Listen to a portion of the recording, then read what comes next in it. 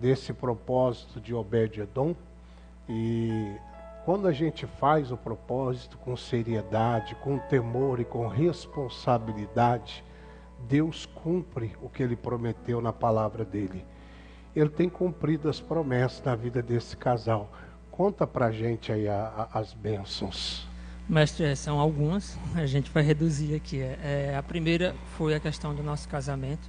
A gente não tinha condição de fazer, mas Deus abençoou. A festa do casamento, todo direcionado. Não tinha condições de fazer a festa. Deus foi direcionando conforme Ele foi nos dando Vocês são casados há quanto tempo? 5 anos. 5 anos.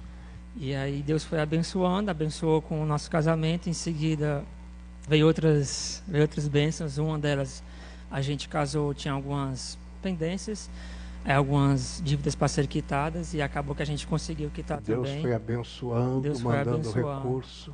Deus também abençoou com o nosso primeiro transporte, que foi a moto.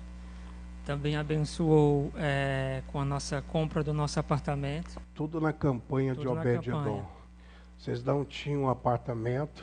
Não tinha. Assim, depois que a gente casou, a gente teve onde morar. Todo mobiliário também foi uma bênção. Mas não era próprio. Não era próprio. Aí, em seguida, a gente conseguiu comprar um nosso apartamento. Através do propósito de Obed-Edom, vocês fizeram a campanha de oração nesse intuito, nesse objetivo.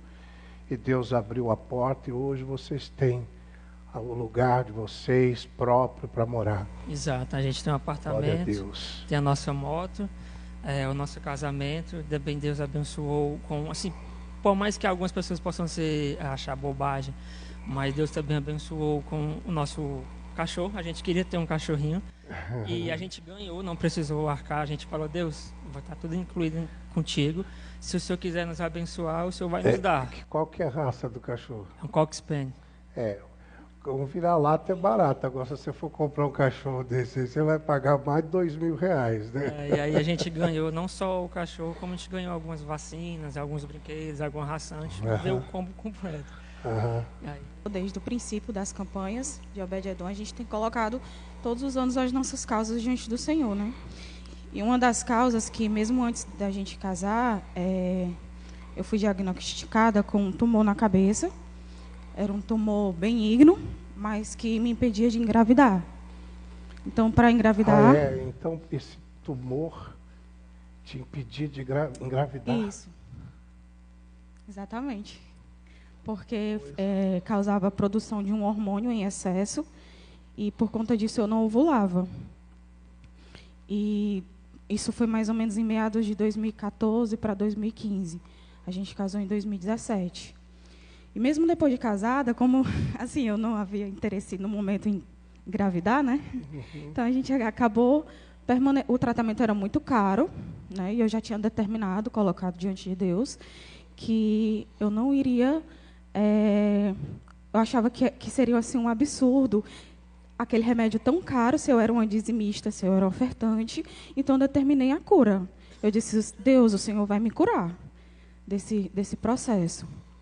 E aí passou, durante todo esse tempo. E quando foi no ano passado, mais ou menos em novembro, Deus falou muito forte ao meu coração que Ele ia me dar um filho. Até falei para ele, eu disse: amor, te prepara, que Deus vai dar um filho para a gente. Mas humanamente era impossível, né? Então, a gente passou... Inclusive, eu tinha até...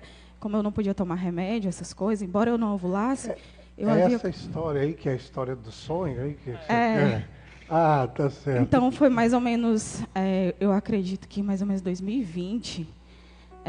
todos os anos eu tinha que fazer várias ressonâncias para ver a questão dos tumores. Eram 2, e um deles era mais de 1 centímetro.